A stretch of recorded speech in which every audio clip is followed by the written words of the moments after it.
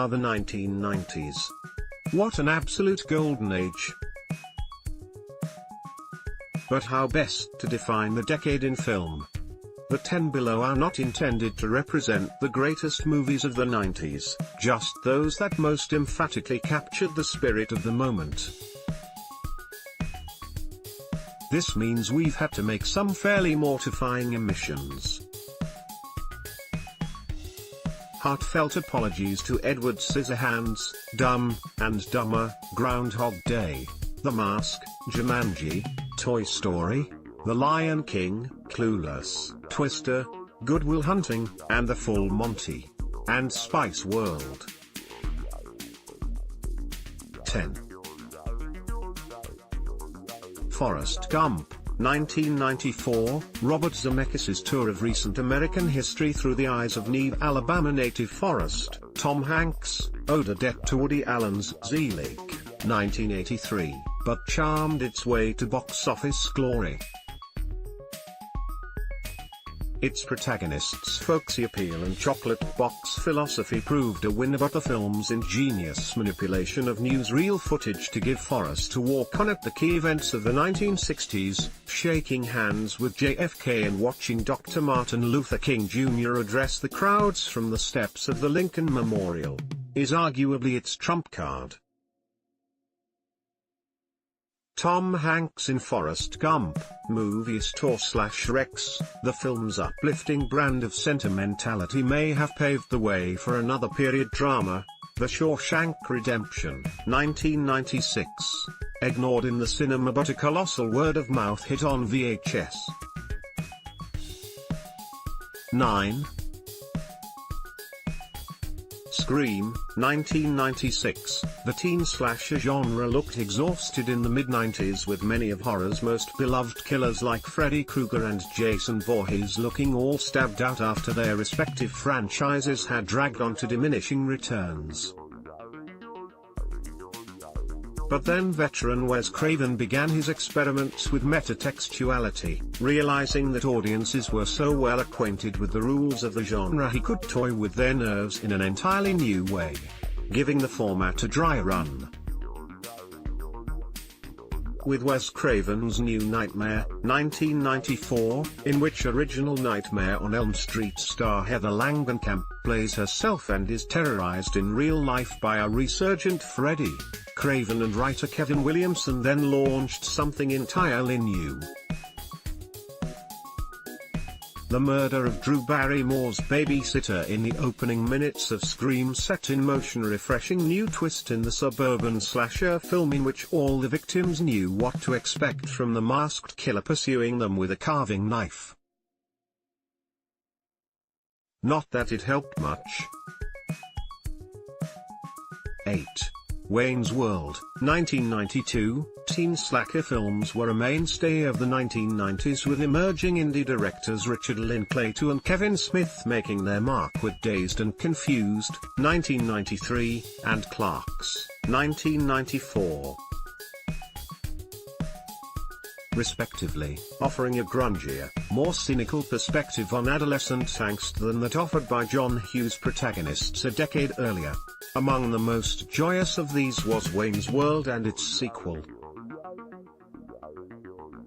Starring Mike Myers and Dana Carvey and developing their popular characters from Saturday Night Live, Penelope Spheeris's comedy follows the two metalheads as they record a local TV show in Wayne's parents' basement in sleepy Aurora, Illinois.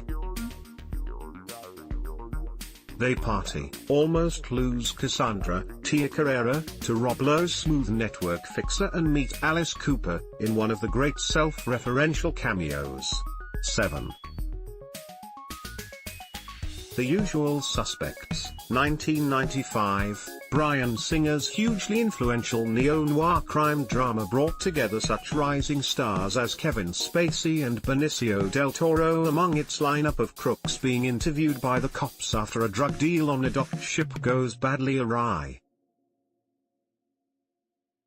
The hunt for the mythic, possibly satanic or even entirely fictional gangster Keyser Söze would popularize the twist ending that The Sixth Sense, 1999, later deployed to such impressive effect. a 90s narrative fad as of its period as Scream's metagames. 6. Say 7N, 1995, Spacey was on even more sinister form in David Fincher's superb serial killer noir, in which Brad Pitt and Morgan Freeman investigate a series of murders carried out to mirror the 7 deadly sins. The decade had begun with Jonathan Demme's masterly The Silence of the Lambs, 1991, and Fincher's film followed in a similar vein, combining a procedural investigation with a flair for vicious body horror. Its bleakly stylized cityscape of perpetual rain perhaps borrowed from Blade Runner, 1982, or The Crow, 1994, but the payoff, in Open Country as the sun beats down, is all the more devastating for the contrast. Fincher would go on to make Fight Club and Spacey American Beauty in 1999, both equally decade-defining works. 5. Con Air, 1997, in the wake of the Alien and Terminator franchises and John McTiernan's Die Hard, 1989, 90s Hollywood had action spectaculars down to a fine art. Point Break, 1991, and Speed, 1995, had made an unlikely alpha hero out of teen idol Keanu Reeves, a path that would lead him to The Matrix, 1999. Eccentric indie star Nicolas Cage would follow suit in Con Air and The Rock, 1997. For super producer Jerry Bruckheimer here, Cage stars as the improbably named Cameron Poe, a Marine imprisoned for manslaughter after killing a man in a brawl to protect his pregnant wife, who is forced to fend for himself when a collection of America's most dangerous felons hijack a plane transporting them cross-country. John Cusack, John Malkovich, Ving Rhames and Steve Buscemi are among an enviable supporting cast. The moral of the story? Never put all your eggs in one basket, especially if they're rotten in the first place. 4.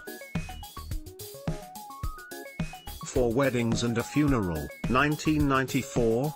British cinema was dominated for much of the 1990s by the socially conscious dramas of Mike Leigh and Ken Loach, Merchant Ivory literary adaptations and films about the rejuvenation of post-industrial northern towns through football, brass bands, stripping or ballet.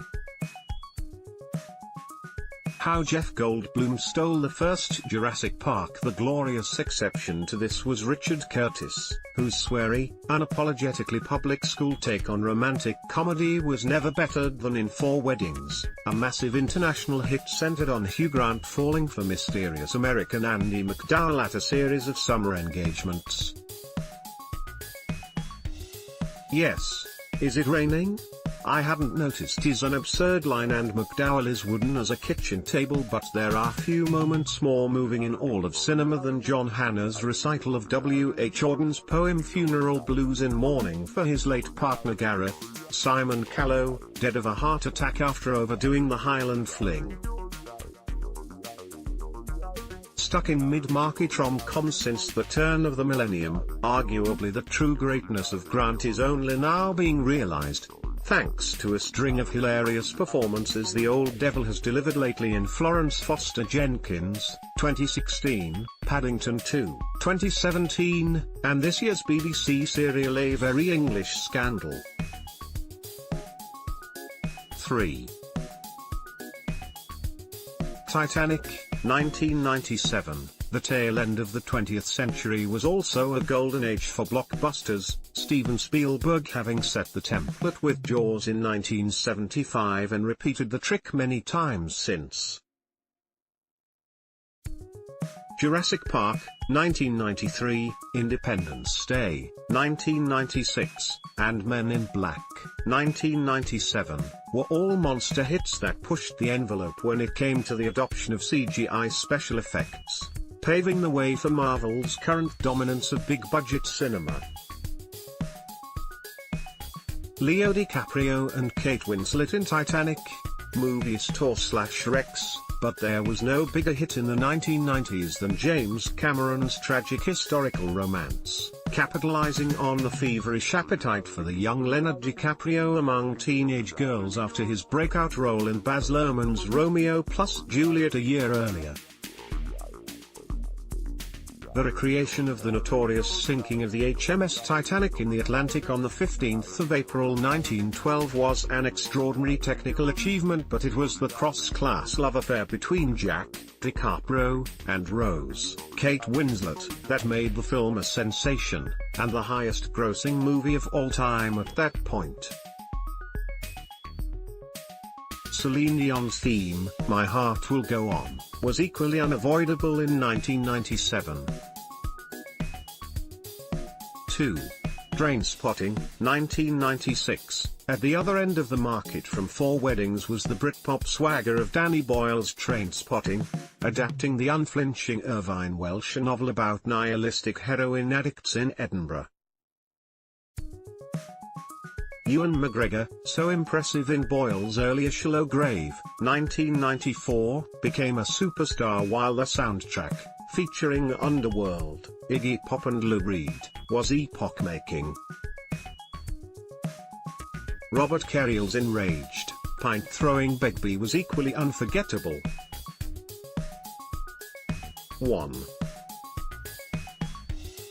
Pulp Fiction, 1994. The quintessential 90s filmmaker is surely Quentin Tarantino, the former video store clerk who burst onto the scene with the low-budget, ultra-violent, classically stylish gangster cape Reservoir Dogs, 1992, recounting the aftermath of a heist gone wrong. Samuel L. Jackson and John Travolta in Pulp Fiction. Mega Productions/Rex/Shutterstock. Tarantino delivered the impossible when his follow-up proved both a critical and commercial smash. An interconnected collage of stories about Los Angeles lowlifes and small-time crooks told in non-linear order. Pulp Fiction was instantly iconic. It's hard to imagine a time when the image of Uma Thurman and John Travolta twisting to Chuck Berry at Jack Rabbit Slims was not part of the culture. Once again, the director revealed his unerring eye for casting. Travolta was reborn after a decade in the doldrums. Harvey Keitel will forever be Winston Wolfe, and the ubiquity of Samuel L. Jackson that abided for the next 20 years started right here.